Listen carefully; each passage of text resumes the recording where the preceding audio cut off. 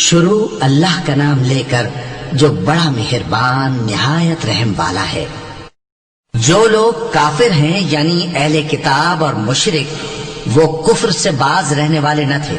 یہاں تک کہ ان کے پاس کھلی دلیل آ جائے، یعنی اللہ کا ایک پیغمبر جو پاک اوراق پڑھ کر سناتا ہے جن میں مستحکم آیتیں لکھی ہوئی ہیں، اور اہل کتاب جو فرقوں میں بٹے ہیں تو دلیل واضح کے آنے کے بعد ہی بٹے ہیں، حالانکہ ان کو حکم تو یہی ہوا تھا کہ اللہ کی عبادت کریں، اطاعت کو اسی کے لیے خالص کرتے ہوئے یکسو ہو کر، اور نماز قائم کریں اور زکوٰۃ دیں، اور یہی مضبوط اصولوں والا دین ہے۔ جو لوگ کافر ہیں یعنی اہل کتاب اور مشرک وہ دوزخ کی آگ میں پڑیں گے اور ہمیشہ اسی میں رہیں گے، یہ لوگ سب مخلوق سے زیادہ برے ہیں۔ بے شک جو لوگ ایمان لائے اور نیک عمل کرتے رہے وہ تمام خلقت سے بہتر ہیں،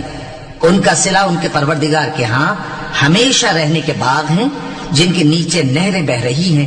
ہمیشہ ہمیشہ ان میں رہیں گے، اللہ ان سے خوش اور وہ اس سے خوش۔ یہ صلہ اس کے لیے ہے جو اپنے پروردگار سے ڈرتا ہے۔